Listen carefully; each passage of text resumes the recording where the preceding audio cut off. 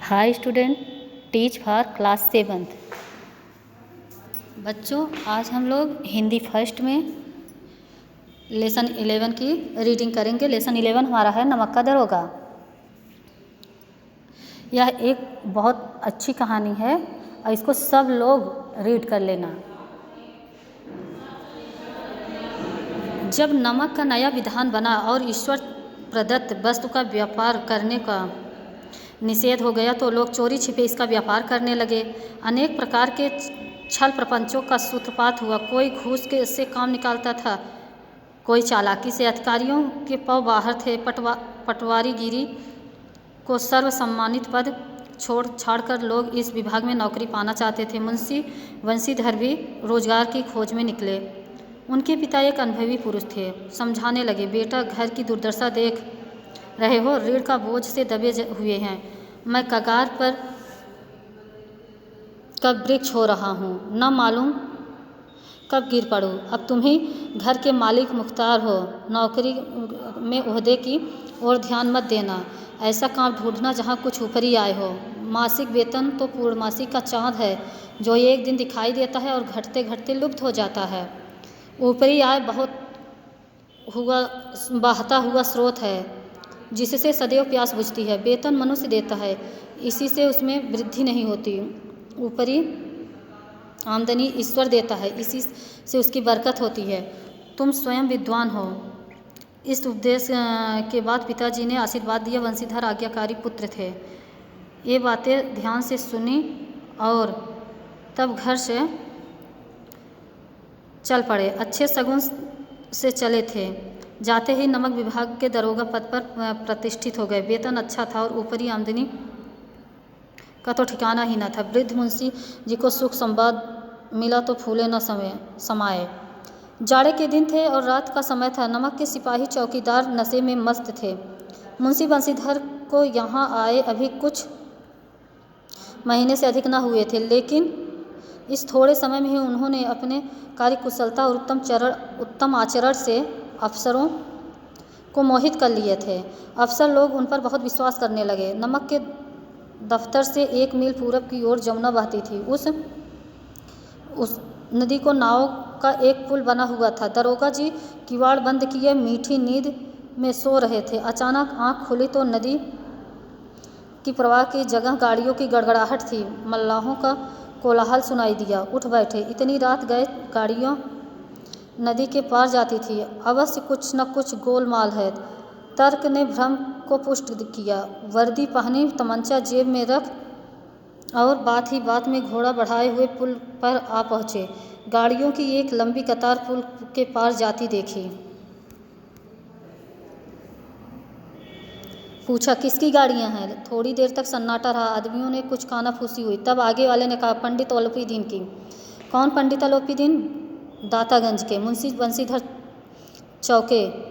पंडित अलोपीदीन इस इलाके के सबसे प्रतिष्ठित जमींदार थे। लाखों रुपए का लेन देन करते थे। इधर छोटे से बड़े कौन ऐसे थे जो उनके ऋणी न हो। व्यापार भी बड़ा लंबा चौड़ा था।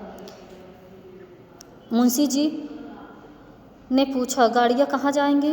उत्तर मिला, कानपुर। लेकिन इस प्रश्न पर कि इसमें क्या है, सन्नाटा छा गया। दरोगा साहब का आदेश और भी बढ़ा। वह जोर से बोले,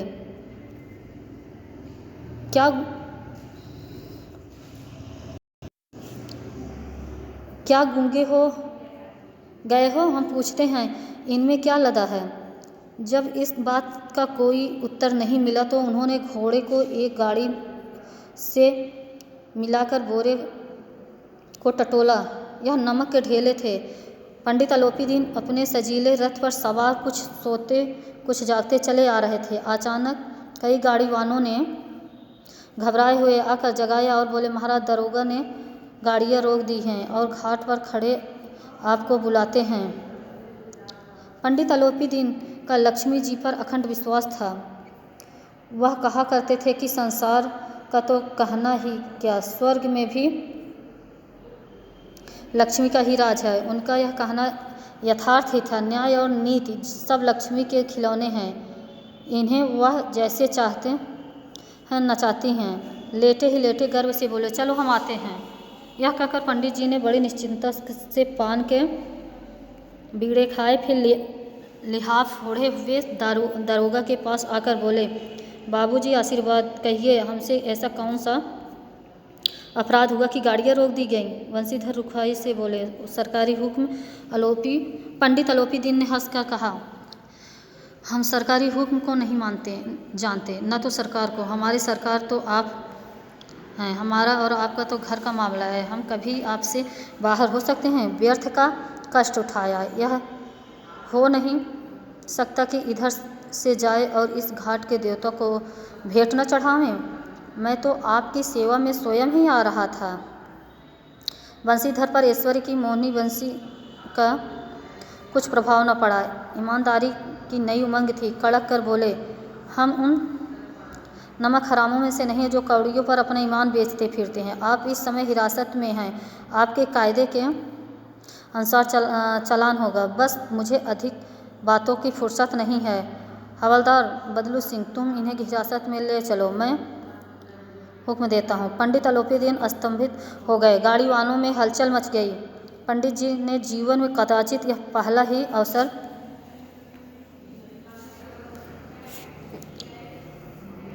था कि उन्हें ऐसी कठोर बातें सुननी पड़ी। पंडित जी ने धर्म को धन का ऐसा निरादर करते कभी नहीं देखा था। विचार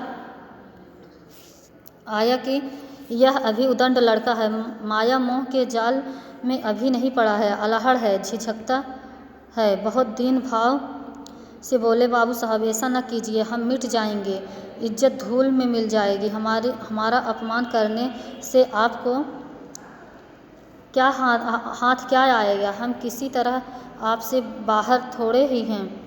बंसीधर ने कठोर स्वर से कहा, हम ऐसी बात नहीं सुनना चाहते। आलोपी दीन ने जिस सहारे को चट्टान समझ रखा था, वह पैरों के नीचे से खिसकता हुआ मालूम हुआ। स्वाभिमान और धन ऐश्वर्य की कड़ी चोट लगी, किंतु अभी तक धन की शक्ति पर पूरा भरोसा था। अपने मुख्तार से बोले, लाला जी, 1,000 के नोट बाबू साहब को भेंट करो। आप इस समय भूखे सिंह हो रहे हो। बंसीधर ने गर्म होकर कहा, 1,000 नहीं, 1,00,000 भी मुझे सच्चे मार्ग से नहीं हटा सकते।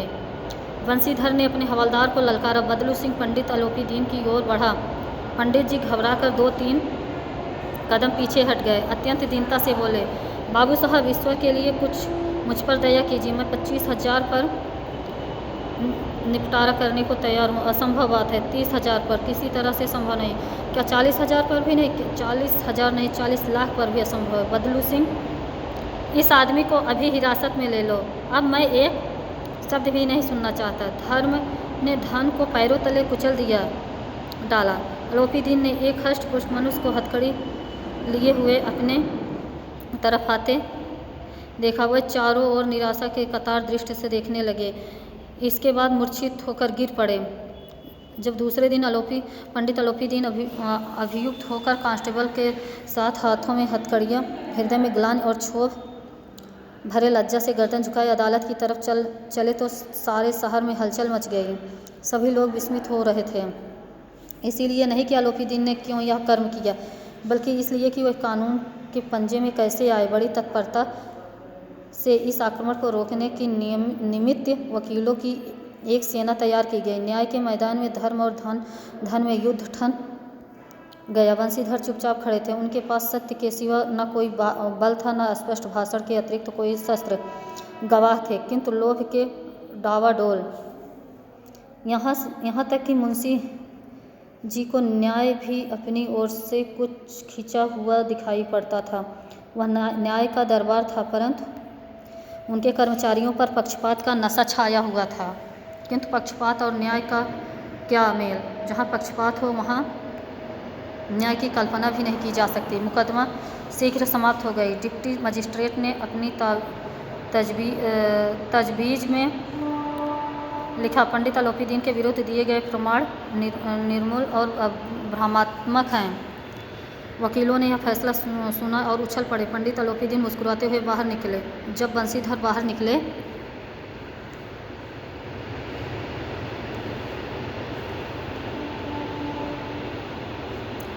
तो चारों ओर से उनके ऊपर व्यंग्य बाणों की वर्षा होने लगी। आज उन्हें संसार का खेदजनक विचित्र अनुभव हुआ। न्याय और विद्वत्ता, लंबी चौड़ी पाधियाँ, बड़ी बड़ी दाढ़ियाँ और ढीले चोंगे एक भी सच्चे आदर के पात्र नहीं थे। बंशीधर ने धन से बैर मोल लिया था, उसका मूल्य चुकाना अनिवार्य था। कठिनता से 1 सप्ताह बीत गया होगा कि मुअत्तलिक परवाना आ गया।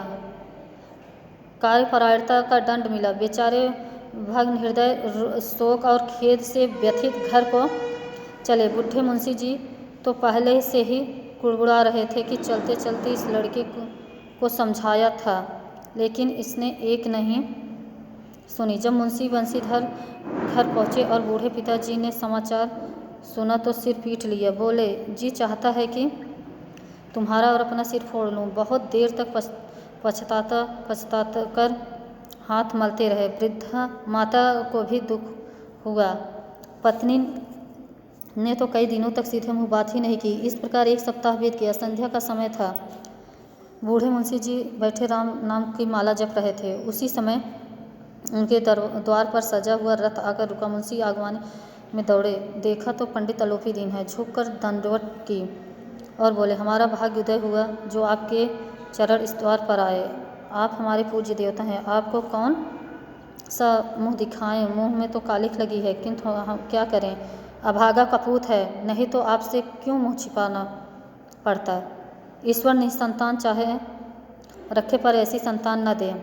पंडित अलोपी दीन ने कहा, नहीं भाई साहब, ऐसा न कहिए। मुंशी जी ने चकित होकर कहा, ऐसी संतान को और क्या कहूँ।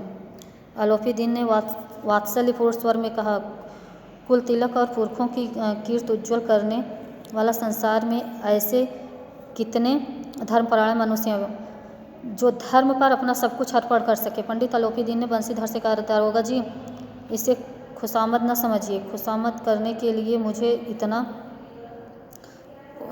उठाने की ज़रूरत न पड़ती। उस रात को आपने अधिकार बल से मुझे हिरासत में लिया था, किंतु आज मैं स्वेच्छा से आपकी हिरासत में आया हूँ। मैंने हजारों रईस और अमीर देखे, हजारों उच्च पदाधिकारियों से काम पड़ा, किंतु मुझे परास्त किया तो आपने। मैंने सबको अपना और अपने धन का गुलाम बनाकर छोड़ दिया। मुझे आज्ञा दीजिए कि आपसे कुछ विनय करूं। बंशीधर बोले, यह आपकी उदारता है जो ऐसा कहते हैं। मुझसे जो कुछ अविनय हुई है उसे क्षमा कीजिए। मैं धर्म की बेड़ी में जकड़ा हुआ था, नहीं तो वैसे ही अपना दास हूँ, नहीं तो वैसे ही आपका दास हूँ। जो आज्ञा होगी वह मेरे सिर माथे पर। अलोपी दीन ने विनीत भाव से कहा, नदी तट पर आपने मेरी प्रार्थना स्वीकार नहीं की थी, किंतु आज स्वीकार करनी पड़ेगी। बंशीधर बोले, मैं किस योग्य हूँ, किंतु जो कुछ सेवा मुझसे हो सकती है उसमें त्रुटि नहीं होगी। अलोपी दीन ने इंस्टाम लगा हुआ एक पत्र निकाला और उसे बंशीधर के सामने रख दिया। इस पत्र को स्वीकार कीजिए और अपना हस्ताक्षर कीजिए। मुंशी बंशीधर ने उस कागज को पढ़ा तो कृतज्ञता से आंखों में आंसू भर आए। पंडित अलोपी दीन ने उनको अपनी सारी जायदाद का अस्थायी मैनेजर नियुक्त किया था। 6000 वार्षिक वेतन और के अतिरिक्त रोजाना खर्च अलग। सवारी के लिए घोड़ा रखने को बंगला, नौकर चाकर मुफ्त। कंपित स्वर में बोले, पंडित जी, मुझ में इतनी सामर्थ्य नहीं है कि आपकी उदारता की प्रशंसा कर सकूं, किंतु ऐसे उच्च पद के योग्य मैं नहीं हूँ। अलोपी दीन हंसकर बोले, मुझे इस समय एक अयोग्य मनुष्य की ही ज़रूरत है।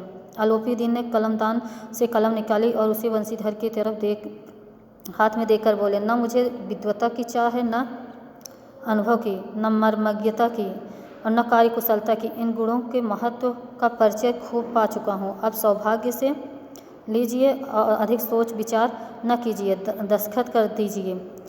परमात्मा से यही प्रार्थना है कि वह आपको सदैव नदी के किनारे वाले बेमुरवत, उद्दंड, कठोर परंतु धर्मनिष्ठ दरोगा बनाए रखे।